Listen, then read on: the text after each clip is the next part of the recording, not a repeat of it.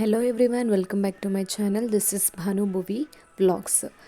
Finally part 3ಗೆ enter ಆಗಿದ್ದೀವಿ. ಇದು ಪತಿದೇವರ ಹುಟ್ಟುಹಬ್ಬದ ಪಾರ್ಟ್ 3 ವಿಡಿಯೋ. ಎಲ್ಲೂ ಸ್ಕಿಪ್ ಮಾಡ್ತೀವಿ, ಕೊನೆವರೆಗೂ ನೋಡಿ. ನಾವು ಹೋಗಿದ್ದು ಮೇಲ್ಕೋಟೆಗೆ. ಈ 3ನೇ ವಿಡಿಯೋದಲ್ಲಿ ರಿವೀಲ್ ಮಾಡ್ತಿದ್ದೀನಿ. ಈಗ ಆಲ್ರೆಡಿ ಎಷ್ಟೋ ಜನಕ್ಕೆ ಗೊತ್ತಾಗಿರುತ್ತೆ. ಮಾನವಿ ಅವರಪ್ಪ ಚೆನ್ನಾಗಿ ಹೊಟ್ಟೆ ಉರಿಸ್ತಿದ್ದಾಳೆ. ನನಗೆ ತೃಪ್ತಿ ಆಗ್ತಾ ಇದೆ, ಆತ್ಮ ತೃಪ್ತಿ ಆಗ್ತಾ ಇದೆ. ನನ್ನ ಮಗಳು ಭುವಿ ಏನು ಹೊಟ್ಟೆ ಉರಿಸ್ತಾ ಇಲ್ಲ. ನಾವು ಕಲ್ಯಾಣಿಯಲ್ಲಿ ಸ್ನಾನ ಮುಗಿಸಿ ಗಂಗೆ ಪೂಜೆ ಮುಗಿಸಿದ ತಕ್ಷಣ ಯೋಗ ನರಸಿಂಹಸ್ವಾಮಿ ದೇವಸ್ಥಾನಕ್ಕೆ ಹೊರಟ್ವಿ. ಅಲ್ಲಿಗೆ ಹೋಗಬೇಕು ಅಂದರೆ ಮೆಟ್ಲತ್ತಿ ಹೋಗಬೇಕು. ಅರ್ಧ ತನಕ ಬೈಕ್ ವ್ಯವಸ್ಥೆ ಹೋಗ್ಬೋದು. ಸೊ ಹಾಗಾಗಿ ನಾವು ಅರ್ಧ ತನಕ ಬೈಕಲ್ಲಿ ಹೋಗಿ ಅಲ್ಲಿಂದ ಬೆಟ್ಟಕ್ಕೆ ಹೋದ್ವಿ. ಸೊ ಇಲ್ಲಿ ಬಾನು ಭೂಮಿನ ಅವ್ರ ಅಪ್ಪನೇ ಪಾಪ ಕರ್ಕೊಂಡು ಬರ್ತಾಯಿದ್ರು. ನನಗಿಬ್ಬರೂ ಕರ್ಕೊಂಡು ಹೋಗೋಕ್ಕಾಗಲ್ಲ ಅಂತೇಳಿ ಅವರು ನೀನು ಹೋಗ್ತಾ ಇರು, ನಾವು ಕರ್ಕೊಂಬರ್ತೀನಿ ಅಂತ ಹೇಳಿ ಒಬ್ಬರೇ ಇಬ್ಬರೂ ಹತ್ತಿಸ್ಕೊಂಡು ಬಂದರು ಬೆಟ್ಟನ.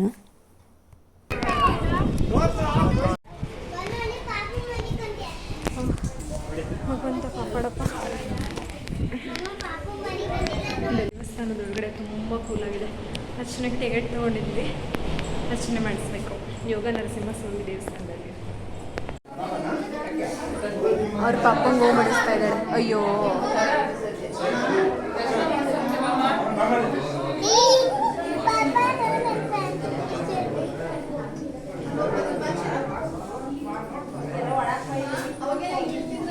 ಮಕ್ಕಳು ಏನು ಕಿತಾಪತಿ ಮಾಡಿದ್ರು ಬೇಕಿದ್ರೆ ಸಹಿಸ್ಕೊಂತೀರಲ್ವಾ? ಇದೇ ಕಿತಾಪತಿ ನಾನು ಮಾಡಿದ್ರೆ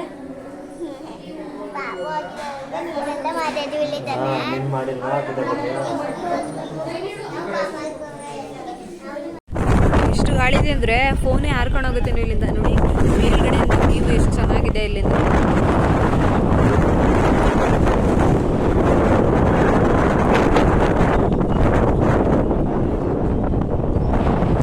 ಕಲ್ಯಾಣಿ ವ್ಯೂ ಇಲ್ಲಿಂದ ಹೇಗೆ ಕಾಣಿಸ್ತಾ ಇದೆ.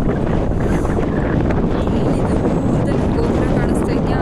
ಅದೇ ಚೆಲುವನಾರಾಯಣ ಸ್ವಾಮಿ ದೇವಸ್ಥಾನ. ಇವಾಗ ಇಲ್ಲಿಂದ ಕೆಳಗಡೆ ಇಳಿದು ಅಲ್ಲಿ ಹೋಗ್ಬೇಕು.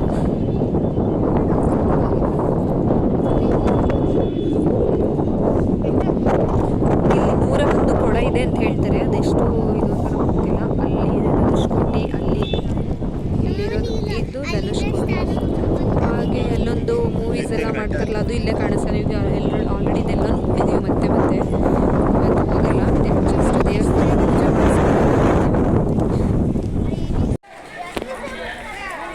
ಇವಾಗ ಬಂದ್ವಿ ನಮ್ಮ ಮನೆ ದೇವರು ಚೆಲುವನಾರಾಯಣ ಸ್ವಾಮಿ ದೇವಸ್ಥಾನಕ್ಕೆ. ಲಾಸ್ಟ್ ಟೈಮ್ ಫಸ್ಟ್ ಟೈಮ್ ಬಂದಾಗ ಪಾಪುಗಳು ಮುಡಿ ಕೊಡೋಕ್ಕೆ ಅರ್ಚನೆ ಮಾಡಿಸೋಣ. ಕಾಲು ತೊಳೆಯೋಕೆ ಹೆಂಗೋ ವ್ಯವಸ್ಥೆ ಇದೆಯಪ್ಪ. ಫಸ್ಟ್ ಟೈಮ್ ಬಂದಾಗ ಇಲ್ಲಿ ಇರಲೇ ಇಲ್ಲ.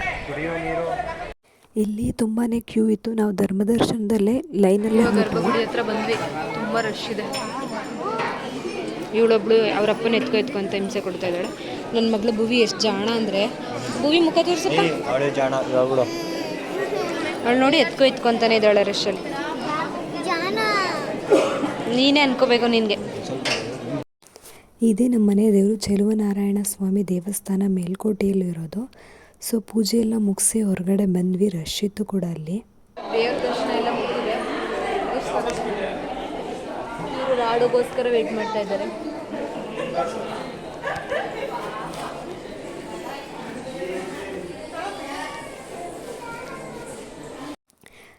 ಇದು ಭುವಿನ ಎತ್ಕೊಂಡಿರೋದು ಸಂಜು ಅಂತ ಹೇಳಿ ನಮ್ಮ ರಿಲೇಟಿವು. ಅವನ ಅಪರೂಪಕ್ಕೆ ಸಿಕ್ಕಿದ್ದ. ಅವನು ಕೂಡ ಅವ್ನ ಫ್ರೆಂಡ್ಸ್ ಜೊತೆ ಅಲ್ಲಿಗೆ ಬಂದಿದ್ದ.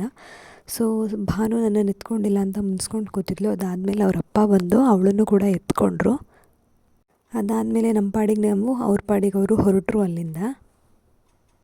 ಇಲ್ಲಿ ಭಾನು ಮತ್ತು ಭುವಿ ಅಲ್ಲಿರೋಂಥ ಪಲ್ಲಕ್ಕಿಗಳೆಲ್ಲದಕ್ಕೂ ಅದೇ ದೇವರು ಅಂತ ಹೇಳಿ ನಮಸ್ಕಾರ ಮಾಡ್ಕೊತಿದ್ದಾರೆ. ಇದೆಲ್ಲ ಏನು ಚಿನ್ನಿ?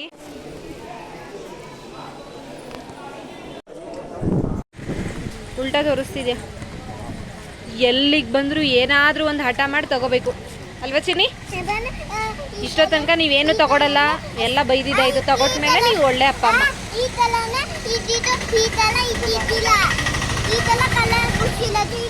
ಅಲ್ಲಿ ಬೇರೆ ಬೇರೆ ಥರ ಐತೆ ನಡಿಯ. ನಿನಗೆ ಬೇರೆ ಅವಳಿಗೆ ಬೇರೆ ರೀ. ಇಲ್ಲಿ ನೋಡಿ ಆಗ್ಲೇನೆ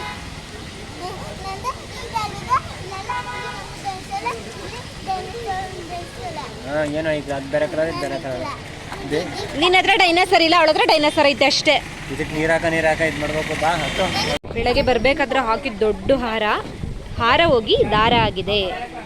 ಕೋತಿ ಅಥವಾ ದನಗಳೇನೋ ತಿಂದಿರಬೇಕು, ನಾವು ಗಾಡಿ ಎಲ್ಲ ಹಾಕಿದ್ವಿ ಅಲ್ಲಿ.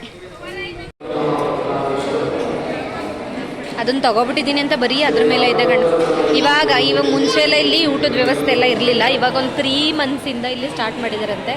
ನಮಗೂ ಒಳ್ಳೇದೇ ಆಯಿತು, ಹೊಟ್ಟೆ ಹಶ್ವಾಗಿತ್ತು, ಸೊ ಊಟ ಕೂತಿದ್ದೀವಿ. ಊಟದ ಹಾಲ್ ಕೂಡ ತುಂಬ ದೊಡ್ಡದಾಗೇ ಇತ್ತು. ಅಲ್ಲಿ ಅದು ಅಲ್ಲದೆ ಒಂದಷ್ಟು ಬೋರ್ಡ್ಸ್ಗಳನ್ನ ಹಾಕಿದ್ರು. ಆ ನೋಟಿಸ್ ಬೋರ್ಡ್ಸಲ್ಲಿ ಒಳ್ಳೊಳ್ಳೆ ಸ್ಲೋಗನ್ಸ್ ಕೂಡ ಬರೆದಿದ್ದು.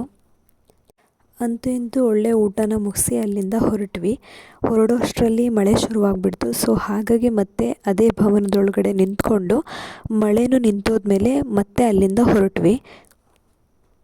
ಅಲ್ಲಿ ಬರಬೇಕಾದ್ರೆ ತುಂಬ ಟರ್ನಿಂಗ್ ಪಾಯಿಂಟ್ಸ್ ಇರುತ್ತೆ. ಸೊ ಹಾಗಾಗಿ ನಮ್ಮ ಪಕ್ಕದವರು ನಮಗೆ ಆ ಟರ್ನಿಂಗ್ಸಲ್ಲೆಲ್ಲ ಹೇಗೆ ಗಾಡಿನ ತೊಗೊಳ್ಬೇಕು, ನೀನಾಗಿದ್ರೆ ಏನು ಮಾಡ್ತಾಯಿದ್ದೆ ಅಂತ ಹೇಳಿ ಟ್ಯೂಷನ್ ಮಾಡ್ತಾ ಇದ್ದಾರೆ. ಪಾಪುಗಳಿಗೆ ಮುಡಿ ಕೊಡೋಕ್ಕೆ ಅಂತ ಬಂದಾಗ ನಾವಿಲ್ಲೇ ಫಸ್ಟ್ ಈ ಕೆರೆ ಹತ್ರನೇ ಕೂತ್ಕೊಂಡು ಊಟ ಮಾಡಿದ್ವಿ. ಇಲ್ಲಿಗೆ ಪತಿದೇವರ ಬರ್ಡೇ ಸ್ಪೆಷಲ್ ಪಾರ್ಟ್ 3 ವಿಡಿಯೋನ ಎಂಡ್ ಮಾಡ್ತಾ ಇದ್ದೀನಿ. ಅವತ್ತು ತುಂಬ ಮಳೆ ಇರೋದ್ರಿಂದ ನಮಗೆ ಯಾವುದೇ ಬೇಕ್ರಿಗೆ ಹೋಗೋಕ್ಕಾಗಲಿಲ್ಲ. ಸೊ ಹಾಗಾಗಿ ನಾನು ಯಾವುದೇ ಕೇಕನ್ನು ತಂದು ಕಟ್ ಮಾಡ್ಸೋಕ್ಕೆ ಅವಕಾಶನೇ ಸಿಗಲಿಲ್ಲ. ಸೊ ಐ ಹೋಪ್ ಈ ವಿಡಿಯೋ ಇಷ್ಟ ಆಗಿದೆ ಅಂತ. ಸಬ್ಸ್ಕ್ರೈಬ್ ಮಾಡೋದನ್ನು ಮರಿಬೇಡಿ. Thank you for watching.